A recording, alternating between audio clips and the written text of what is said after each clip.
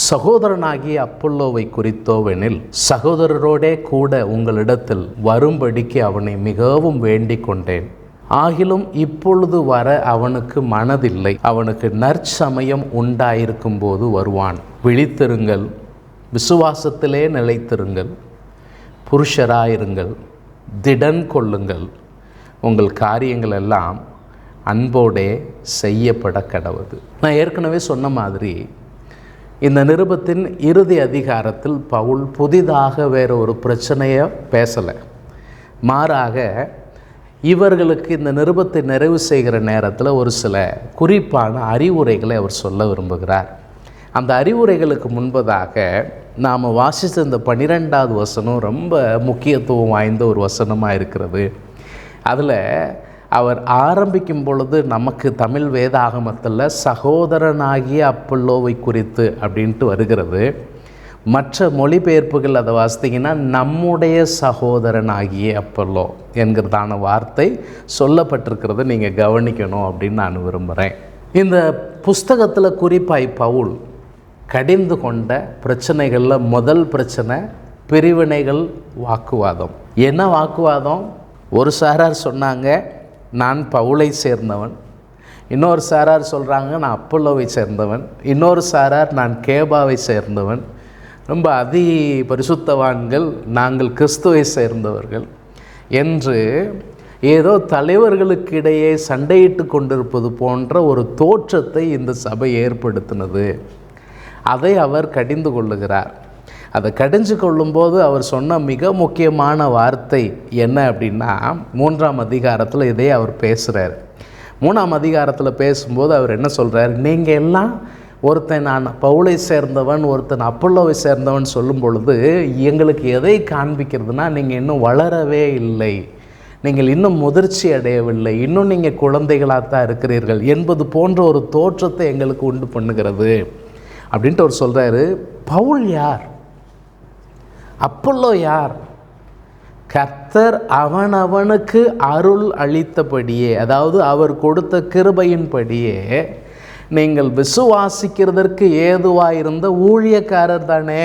எளிமையாக சொல்லுவோன்னா, கொரிந்து சபையாரே, உங்கள் விசுவாச வளர்ச்சியில் நாங்கள் ஊழியம் செய்யும்படியாக தேவனால் ஏற்படுத்தப்பட்டு தேவனுடைய கிருபையை பெற்றவர்கள், அவ்வளவுதான். நீங்கள் எங்களை வச்சு உங்களுக்குள்ளே அடிச்சுக்கிட்டுறதுக்காக ஆண்டவர் எங்களை ஏற்படுத்தவில்லை என்பது சொன்னார். சரி, இப்போ இந்த அப்பல்லோ யார்? இதை குறித்து நம்ம ஏற்கனவே பேசினா கூட இந்த இடத்துலையும் நான் அதை ஞாபகப்படுத்துறது உங்களுக்கு நலமாக இருக்கும். நடபடிகள் புஸ்தகத்தில் இந்த அப்பல்லோவை குறித்து சொல்லியிருக்கிறது. இந்த அப்பல்லோ மிக வைராக்கியமுள்ள, சாமர்த்தியமுள்ள ஒரு மனிதனாக, பேச்சு சாதுரியம் உள்ள ஒரு மனுஷன், கர்த்தருடைய வசனங்களில், பழைய ஏற்பாட்டு வசனங்களில் மிகவும் தேர்ச்சி பெற்ற ஒரு மனுஷன். ஆனால் இந்த அப்பல்லோவை கர்த்தருடைய வழிகளில், அதாவது புதிய உடன்படிக்கையின் வழிகளில் வழி நடத்தினது யார்? ஆக்கில்லா பிரிஸ்கில்லா தம்பதியர். இவர்கள் யார்? பவுலுடைய சீஷர்கள். அவர்கள்தான் அப்பல்லோவை கர்த்தருக்கு அடுத்த காரியங்களில் வளர்த்ததாக நம்ம வேதத்தில் வாசிக்கிறோம். அந்த வசனத்தை நம்ம பார்த்துடலாம். அப்போஸ்தலர் 18ஆம் அதிகாரம் 24லேருந்து 28 வரைக்கும் உள்ள பகுதியில் அதை சொல்லியிருக்கிறது. அதை நாம் வாசிப்போம்.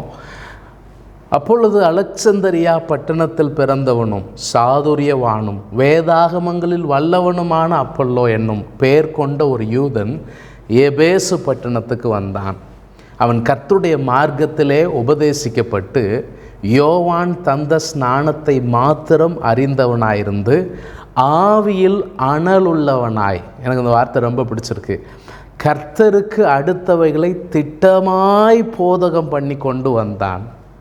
என்ன ஆச்சரியம்! இயேசுவை குறித்த ஒரு அறிவு முழுமையாக அவனுக்கு இல்லைன்னு சொன்னாலும் கர்த்தருக்கு அடுத்தவைகளை திட்டமாய் போதித்து கொண்டு வந்தான்.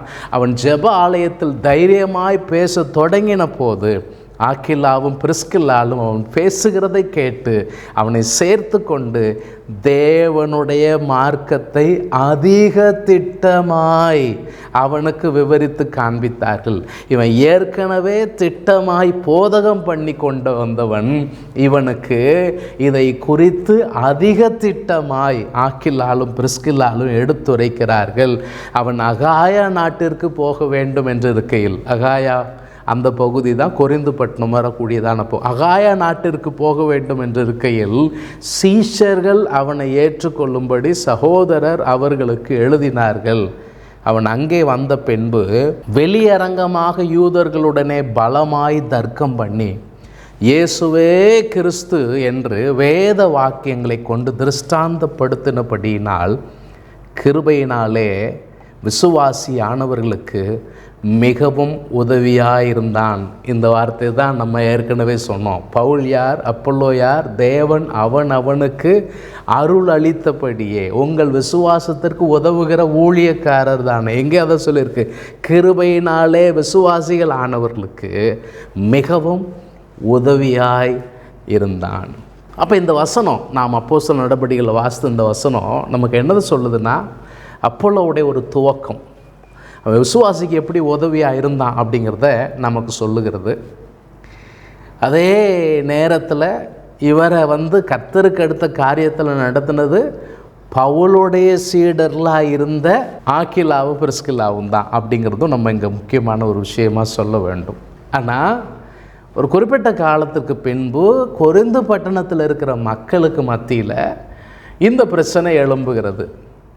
நான் பவுல் கூட்டம், நான் அப்பல்லோ கூட்டம் அப்படிங்கிறதான பிரச்சனை எழும்புகிறது. இந்த பிரச்சனை அவர் ஏற்கனவே பேசிட்டார்.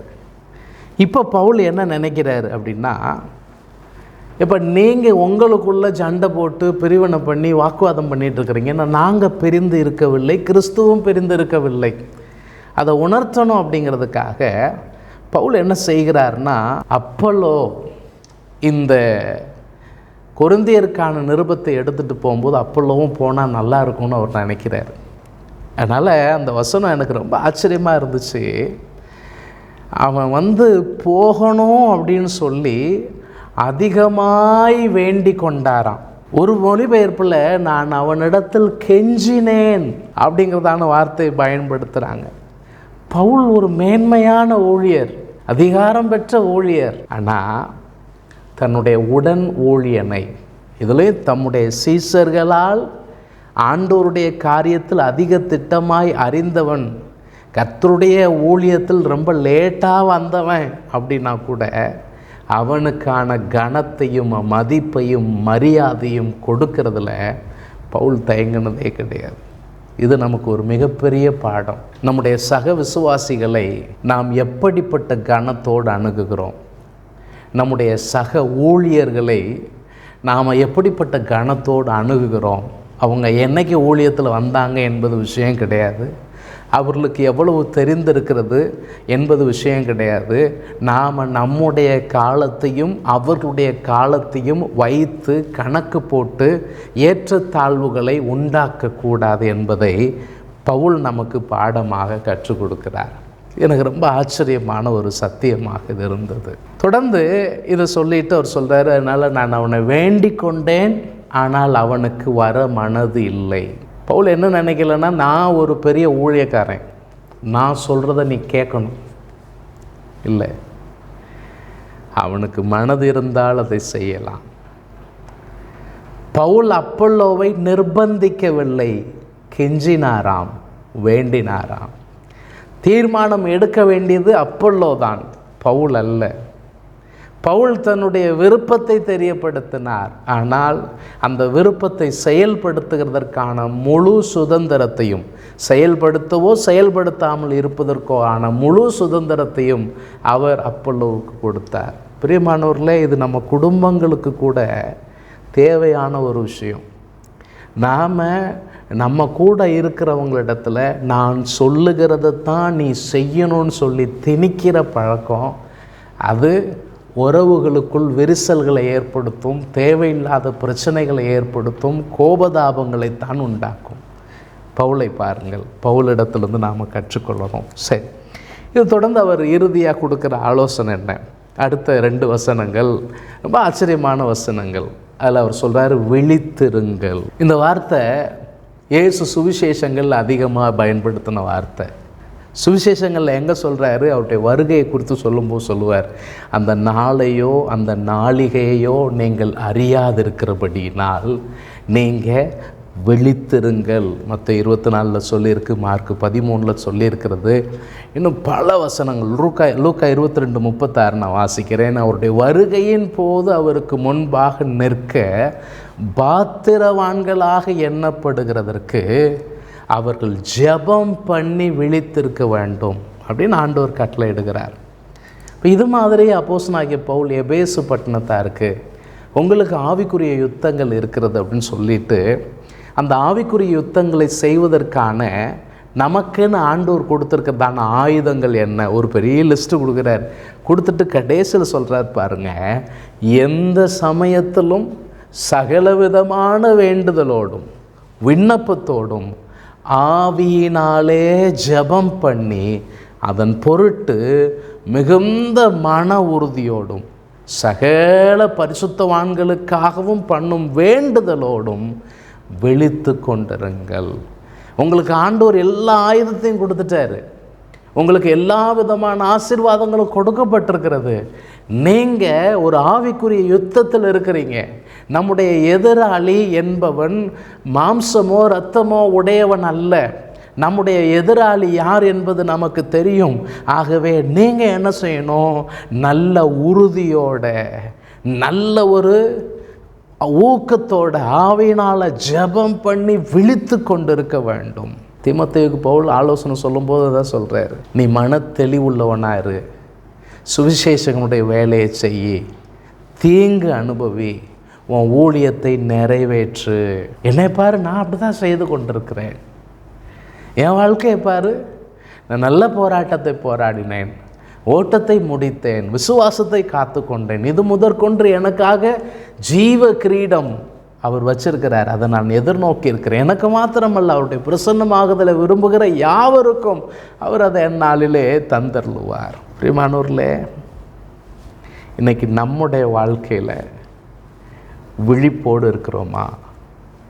இது நம்ம கேட்க வேண்டிய மிக முக்கியமான கேள்வி. அன்றாடம் என்னுடைய வாழ்வின் ஒவ்வொரு நாளிலும் அந்த ஜாக்கிரதை, என் ஆவிக்குரிய வாழ்க்கையை குறித்த, என்னுடைய தனிப்பட்ட வாழ்க்கையை குறித்த, எனக்கும் ஆண்டவருக்கும் இடையில் இருக்கிற உறவு சம்பந்தப்பட்ட விஷயங்களில் நான் விழிப்பாக இருக்கிறேனா? என் குடும்ப காரியங்களில் விழிப்பாக இருக்கிறேனா? கடவுளுக்கும் எனக்கும் இடையில் இருக்கக்கூடியதான உறவில் நான் விழிப்பாக இருக்கிறேனா? ஜெபத்தில் விழிப்பாக இருக்கிறேனா?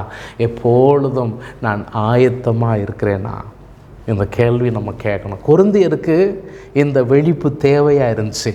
அதிகாரத்தில் சொல்கிறார், நீங்கள் யாதொரு வரத்திலும் குறைவுள்ளாதவர்களாக இருக்கிறீங்க. ஆனால் உங்களுக்குள்ள வாக்குவாதம் இருக்குது, உங்களுக்குள்ள யார் பெரியவங்கிற போட்டி இருக்குது, உங்களுக்குள்ள ஒரு ஆவிக்குரிய வளர்ச்சி முதிர்ச்சி இருக்கிறது போன்ற ஒரு நிலையில் இல்லாமல் இருக்கிறீங்க. உங்களுக்குள்ளேயே சண்டை போட்டுட்ருக்கிறீங்க, கோர்ட்டில் கேஸ் இருக்கிறது, உங்களுக்குள்ளே புறஜாதிகளுக்குள்ளும் சொல்லக்கூடாத ஒரு விபச்சார பாவம் இருக்கிறது. ஒன்றுனா சொல்லிட்டு போகிறார். இதுக்கெல்லாம் காரணம் என்ன? நீங்கள் யாதொரு வரத்திலும் குறைவுள்ளவர்களாய் இல்லாமல் இருந்தாலும் விழிப்பாய் இருக்க தவறிவிட்டீர்கள். அதனால் இந்த அதிகாரத்தின் இறுதியில் அவர் சொல்கிறாரு, நீங்கள் விழித்திருங்க, கவனமாக இருங்க, தெளிவாக இருங்க அப்படிங்கிறதான ஒரு எச்சரிப்பை கொடுத்து அவர்களை சரி செய்யணும்னு நினைக்கிறாரு. அதில் 2வது அவர் கொடுக்குற கட்டளை என்ன? விசுவாசத்திலே நிலைத்திருங்கள். எனக்கு இந்த வார்த்தை ரொம்ப ஆச்சரியமாக இருந்துச்சு. 1 கொரிந்தியர் 15 நம்ம வாசித்தோம், தியானித்தோம். அது உயிர்த்தெழுதலை குறித்து சொல்லியிருக்கிற அற்புதமான வேத பகுதி. அதில் ஏன் அந்த அதிகாரத்தையே அவர் கொண்டு வராருன்னு கேட்டால், அந்த ஊரில் இருந்த ஒரு சிலர் உயிர்த்தெழுதல் இல்லைன்னு பேசினாங்க. அப்போ உயிர்த்தெழுதல் இல்லைன்னு சொன்னால் விசுவாசமே விருதாவாக போயிருமே என்கிற ஒரு அங்கலாய்ப்பை அவர் வெளிப்படுத்தி அதை குறித்த விளக்கத்தை கொடுக்கும்போது தான் அதில் 2 வசனத்தை பாருங்கள். அன்றியும் சகோதரரே, நான் உங்களுக்கு பிரசங்கித்த சுவிசேஷத்தை மறுபடியும் உங்களுக்கு தெரியப்படுத்துகிறேன்.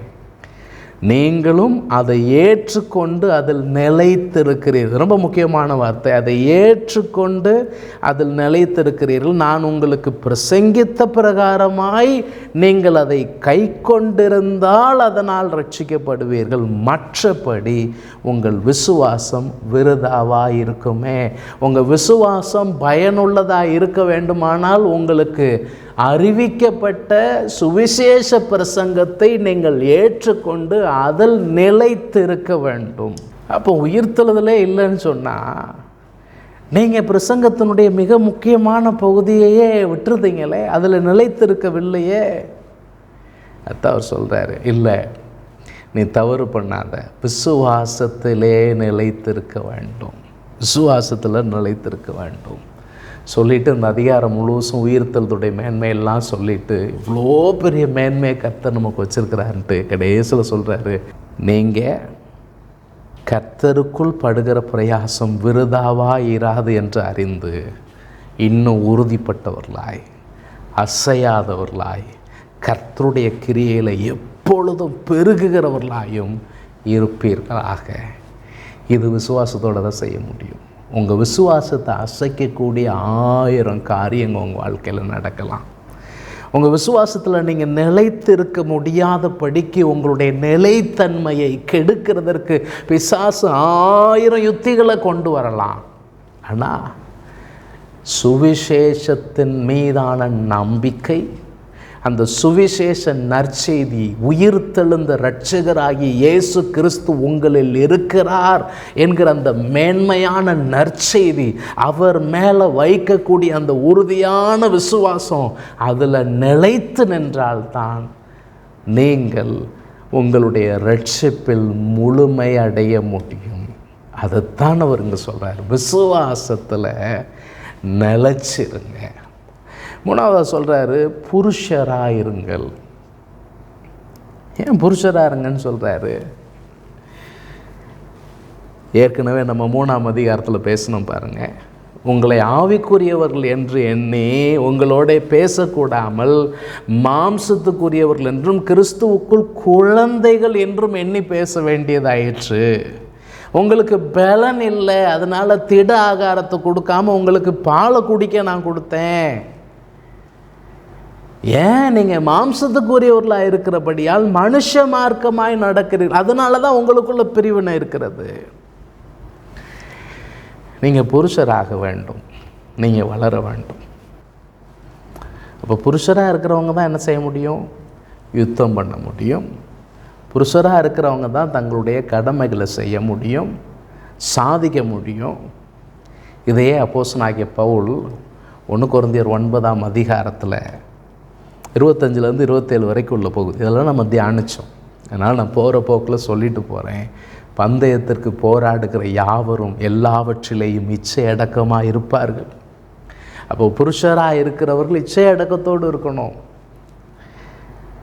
அவர்களோ அழிவுள்ள கிரீடத்தை பெறும்படி அப்படி செய்கிறாள், நாமோ அழிவில்லாத கிரீடத்தை பெறும்படி அப்படி செய்கிறோம். ஆதலால் நான் நிச்சயமில்லாதவனாக ஓடேன். அப்போ புருஷராக இருக்கிறவன் நிச்சயமுடையவனாக இருக்கணும். ஆகாயத்தை அடிக்கிறவனாய் சிலம்பம் பண்ணுகிறவனாக நாம் இருக்கக்கூடாது. மற்றவர்களுக்கு பிரசங்கம் பண்ணுகிற நான் தானே ஆகாதவனாய் போகாதபடிக்கு என் சரீரத்தை ஒடுக்கி கீழ்ப்படுத்துகிறேன். எனக்குன்னு ஒரு இலக்கு இருக்கிறது. நான் அந்த நிச்சயத்தோடு பயணிக்கிறேன். அந்த நிச்சயத்திற்காக, அந்த இலக்கை அடையும்படியாக நான் நிச்சய அடக்கத்தோடு, அந்த செல்ஃப் கண்ட்ரோலோடு கூட நான் முன்னேறி செல்லுவேன். எனக்கான தேவன் வைத்திருக்கிற இலக்கை நோக்கி பயணிப்பேன். இதை யார் தான் சொல்ல முடியும்னா புருஷராக இருக்கிறவங்க தான் சொல்ல முடியும். சின்ன பிள்ளைங்க ஒரு நேரம் ஒரு காரியத்தில் கவனம் இருக்கும், அடுத்த நேரம் வேறு காரியத்தில் கவனம் போயிடும். அவங்க ஒரே காரியத்தில் அதிகமாக கவனம் செலுத்த மாட்டாங்க. ஆனால் பெரியவர்கள் அப்படி அல்ல. அதைத்தான் இவருங்க சொல்கிறார். அப்போது முதிர்ச்சி அடைந்தவர்களாக நீங்கள் காணப்படணும். உங்களோட வளர்ச்சியை நான் பார்க்க விரும்புகிறேன். உங்களில் நீங்கள் கிறிஸ்துவுக்குள் முன்னேறுகிறதை, அந்த இலக்கை நோக்கி பயணிக்கிறதை நான் பார்க்க விரும்புகிறேன் அப்படிங்கிற சொல்கிறார். இதோடு கூட 1 கொரிந்தியர் 14ஆம் அதிகாரத்தில் 20வது வசனத்தில் அவர் இப்படி சொல்கிறாரு, சகோதரரே, நீங்கள் புத்தியிலே குழந்தைகளாய் இராதேயுங்கள், துர்க்குணத்திலே குழந்தைகளாயும் புத்தியிலோ தேறினவர்களாயும் இருங்கள். புத்தியில் நீங்கள் தேறினவர்களாக வேண்டும். அதைத்தான் இங்கே புருஷராக இருங்க அப்படின்னு அவர் சொல்கிறார். அதோடு கூட நிறுத்தல் அடுத்து சொல்கிறாரு, திடன் கொள்ளுங்கள், ஸ்ட்ராங்காக இருங்க. அநேக நேரங்களில் நம்முடைய வாழ்க்கையின் சூழல்கள் நம்ம ஸ்ட்ராங்காக இருக்க விடுகிறது இல்லை. பல நேரங்களில் நம்ம சோர்ந்து போகிறோம், பல நேரங்களில் நாம் பலவீனம் அடைந்து விடுகிறோம். ஆனால் வேதம் நமக்கு தருகிற ஒரு மிகப்பெரிய ஆசீர்வாதம் என்னென்னா, அவர் நமக்கு கிருபையை வைத்திருக்கிறார். கிருபையினுடைய இன்னொரு மிக முக்கியமான அதனுடைய அர்த்தம் என்னென்னா, பலம் தருகிறவர், பலப்படுத்துகிறவர். அதனால தான் பவுல் பிலிப்பியருக்கு எழுதும்போது சொல்கிறார், என்னை பலப்படுத்துகிற கிறிஸ்துவினாலே எல்லாவற்றையும் செய்ய எனக்கு பலன் உண்டு. சங்கீதக்காரன் சொல்கிறான், உம்மாலே ஒரு சேனைக்குள்ளே பாய்வேன், உம்மாலே ஒரு மதிலை தாண்டுவேன். பவுல் இந்த சபையாரை பார்த்து சொல்கிறார், நீங்கள் பலப்படுங்க, நீங்கள் பலப்படுங்க. எபேசியருக்கு எழுதும்போது சொல்கிறார், கர்த்தரிலும் அவருடைய சத்துவத்தின் வல்லமையிலும் நீங்கள் பலப்படுங்கள், திடன் கொள்ளுங்கள். 2 கொரிந்தியரில் பவுலுக்கு ஒரு பிரச்சனை, தனிப்பட்ட பிரச்சனை. 2 கொரிந்தியர் 12ஆம் அதிகாரத்தில் பேசுகிறார், என்னுடைய மாம்சத்திலே ஒரு முள் கொடுக்கப்பட்டிருக்கிறது, அது என்னை விட்டு நீங்கும்படி ஆண்டவர்கிட்ட 3 விசை ஜெபித்தேன். ஆனால் ஆண்டவர் எனக்கு என்ன பதில் சொன்னார், என் கிருபை உனக்கு போதும், பலவீனத்திலே என் பலம் பூரணமாய் விளங்கும் என்றார். ஆகையால் கிறிஸ்துவின் வல்லமை என் மேல் தங்கும்படி நான் என் பலவீனங்களை குறித்து மிகவும் சந்தோஷமாய் மேன்மை பாராட்டுவேன். அந்தபடி நான் பலவீனமாய் இருக்கும்போதே பலமுள்ளவனாய் இருக்கிறேன். ஆகையால் கிறிஸ்துவின் நிமித்தம் எனக்கு வரும் பலவீனங்களிலும் நிந்தைகளிலும் நெருக்கங்களிலும் துன்பங்களிலும் இடுக்கண்களிலும் பிரியப்படுகிறேன். இப்படி நம்மளால் சொல்ல முடியுமா? ரொம்ப ஆச்சரியமான ஒரு காரியம். பலவீனம், நெருக்கம், நிந்தை, துன்பம், இடுக்கம் நான் பிரியப்படுகிறேன். ஏன்? கிறிஸ்துவின் பலம் என்னில் கிரியை செய்யும். பவுல் சீசரை பார்த்து சொல்கிறார், கொரிந்தியரை பார்த்து சொல்கிறார், திடன் கொள்ளுங்கள். எனக்கு என்ன காரியம் உங்களை பலவீனப்படுத்தி கொண்டிருக்கிறது? ஆண்டவர் உங்களை பார்த்து சொல்கிறார், திடன் கொள், தைரியமாக இரு, என் கிருபை உன்னை பலப்படுத்த வல்லதாக இருக்கிறது. எல்லா காரியத்திலும் எல்லாவற்றிலும் முற்றிலும் ஜெயம் கொள்ளுகிற கிருபையை, முற்றிலும் வெற்றி அடையத்தக்க பலத்தை உனக்கு அவர் தர வல்லவராக இருக்கிறார். திடன் கொள்ளுங்கள். இயேசு சொன்னார், உலகத்திலே உங்களுக்கு உபத்திரவங்கள் உண்டு, ஆனாலும் திடன் கொள்ளுங்கள். ஏன்? நான் உலகத்தை ஜெயித்தேன். அவர் ஜெயித்த மாதிரி நீங்களும் நானும் ஜெயிக்கிறதற்காக கர்த்தர் நம்மை அழைத்திருக்கிறார். கடைசியாக உங்கள் காரியங்கள் எல்லாம் அன்போடே செய்யப்பட கிடவது. அன்பால் செயல்படுங்கள். இதை நம்ம பேசணும்னா நிறைய பேசலாம். விக்கிரகங்களுக்கு படைக்கப்பட்டவைகளை குறித்த பிரச்சனையை அவர் பேசும்போது அவர் சொல்கிறார், நமக்கு அறிவு இருக்குது, ஆனால் அறிவு இருமாப்பை உண்டாக்கும், அன்போ பக்தி விருத்தியை ஏற்படுத்தும். என்ன சொல்ல வர்றாரு? அதாவது நாம் அன்பு உள்ளவர்களாக இருந்தால் நாம் செய்யக்கூடிய விஷயம் நமக்கு சரியானதாக இருந்தாலும் நமக்கு பக்கத்தில் இருக்கிறவங்க அதனால் பாதிக்கப்படுவார்களா என்கிற ஒரு கேள்வியை கேட்கும். எனக்கு நியாயமாக இருக்கக்கூடிய என்னுடைய அனுகூலமான காரியம் என் சகோதரனுக்கு இடரலை ஏற்படுத்துமானால் அதை நான் தடுத்து விடுவேன், அதை நான் செயல்படுத்த மாட்டேன் அப்படிங்கிறதான் பவுலுடைய வாதம். ரோமர் 14:15 சொல்கிறாரு, போஜனத்தினாலே உன் சகோதரனுக்கு விசனம் உண்டாக்கினால் நீ அன்பாய் நடக்கிறவன் அல்ல, அவனை உன் போஜனத்தினாலே கெடுக்காதே, கிறிஸ்து அவனுக்காக மரித்தாரே அப்படின்னு சொல்லுகிறார். இதைத்தான் 9ஆம் அதிகாரத்தில் 1 கொரிந்தியர் 9ஆம் அதிகாரத்துலேயும் ஒரு அப்போஸ்தலன் என்கிற அடையாளம், அற்புதங்கள் எல்லாம் என் மூலமாக நடக்கிறது, ஆனால் அப்போஸ்தலனுக்குரிய அந்த ப்ரிவிலேஜஸை நான் ஏற்றுக்கொள்ளுகிறதில்லை. ஏன்? சுவிசேஷத்திற்கு யாதொரு தடையும் வராதபடிக்கு நாங்கள் இவ்வளவு பாடுகளை படுகிறோம். அதே மாதிரி வரங்களை குறித்து பேசும்போது கூட 12ஆம் அதிகாரத்தில் வரங்களை பேசுகிறார், 14ஆம் அதிகாரத்தில் வரங்களை பேசுகிறார். இந்த ரெண்டுக்கும் இடையில் 13ஆம் அதிகாரம். அந்த 13ஆம் அதிகாரத்தில் அன்பை குறித்து பேசுகிறார். என்ன ஆழமான விஷயம்! அன்பை குறித்து அவ்வளோ ஒரு அற்புதமான ஒரு விளக்கத்தை அவர் கொடுக்குறாரு. என்ன சொல்ல வராரு? உன்னுடைய வரங்களின் செயல்பாடுகளின் மையமாக இருக்க வேண்டியது அன்பு. அன்பினால் வரங்களை நீங்கள் செயல்படுத்த வேண்டும். அதனால தான் 14ஆம் அதிகாரம் முதல் வசனத்தில் சொல்கிறார், அன்பை நாடுங்கள், ஞான வரங்களையும் விரும்புங்கள். ஒன்றை விட்டுட்டு ஒன்றை பிடிச்சிக்கிடாதீங்க. அதனால தான் இங்கே சொல்கிறாரு, உங்களுடைய காரியங்கள் எல்லாம் அன்போடு செய்யப்பட கிடவது. பவுல் ரோமர் 13ஆம் அதிகாரத்தில் இந்த அதிகாரிகளுக்கு கீழ்ப்படிதல், பொதுவான வாழ்க்கை நடைமுறையில் எப்படியெல்லாம் வாழணுங்கிறத அப்படி சொல்லிகிட்டே வரும் பொழுது ஒரு விஷயத்தை சொல்கிறேன். நீங்கள் அன்பு செலுத்துகிறதுக்கு மாத்திரம்தான் கடனாளியாக இருக்கணும், வேறு எதற்கும் கடனாளியாக இருக்கக்கூடாது. எப்படி சொல்கிறாரு பாருங்கள், 13:8 முதல் 10 வரைக்கும். ஒருவரிடத்தில் ஒருவர் அன்பு கூறுகிற கடனே அல்லாமல் மற்ற ஒன்றிலும் ஒருவனுக்கும் கடன் படாதிருங்கள். பிறனிடத்தில் அன்பு கூறுகிறவன் நியாயப்பிரமாணத்தை நிறைவேற்றுகிறான். எப்படி என்றால், விபச்சாரம் செய்யாதிருப்பாயாக, களவு செய்யாதிருப்பாயாக, பொய்சாட்சி சொல்லாதிருப்பாயாக, இச்சியாதிருப்பாயாக என்கிற இந்த கற்பனைகளும் வேறு எந்த கற்பனையும் உன்னிடத்தில் நீ அன்பு கூறுவது போல பிறனிடத்திலும் அன்பு கூறுவாயாக என்கிற ஒரே வார்த்தையிலே தொகையாய் அடங்கி இருக்கிறது. பவுல் அதைத்தான் இங்கே சொல்கிறாரு. பிரியமானோர்களே, உங்களுக்கு இறுதியாக நான் சொல்கிறேன், உங்கள் காரியங்கள் எல்லாவற்றையும் அன்பால் செய்யுங்கள். அன்பால் செய்யுங்கள். அது அவரே செஞ்சு காட்டுறார். அப்பல்லோவிடத்தில் நான் அதிகாரத்தை செலுத்தவில்லை, அப்பல்லோவிடத்தில் வேண்டி விரும்பி கெஞ்சி கேட்டேன். அவனுக்கு விருப்பம் இல்லை. அவன் வர வேண்டிய நேரத்தில், அவனுக்கு நலமாய் தோன்றுகிற நேரத்தில் வருவான். உங்களுக்கு நான் சொல்லக்கூடியது என்ன? விழித்திருங்கள், விசுவாசத்திலே நிலைத்திருங்கள், புருஷராயிருங்கள், திடன் கொள்ளுங்கள். உங்கள் காரியங்கள் எல்லாம் அன்போடு செய்யப்பட கடவுது. நாம் ஜெபிப்போம். அன்பின் ஆண்டவரே, இந்த நாளில் எங்களுக்கு நீர் தந்த மகத்துவமான வார்த்தைகளுக்காய் நன்றி. எங்களுடைய வாழ்க்கையில் ஆண்டவரே இவைகளை செயல்படுத்தி கிறிஸ்துவை மகிமைப்படுத்த, கிறிஸ்துவை உயர்த்த, எங்கள் காரியங்கள் எல்லாவற்றிலும் கிறிஸ்துவின் அன்பை பிரதிபலிக்க எங்கள் ஒவ்வொருவருக்கும் உதவி செய்யும். வசனத்தை கேட்ட பிள்ளைகளை ஆசீர்வதிப்பீராக. தகப்பனுடைய கிருபை பிள்ளைகளை தாங்கட்டும் ஆண்டவரே. விசுவாசத்தில் அவர்களை பலப்படுத்துவீராக. கிருபையால் வழி நடத்தும். இயேசுவின் நாமத்தில் வேண்டுகிறோம் பிதாவே. ஆமென்.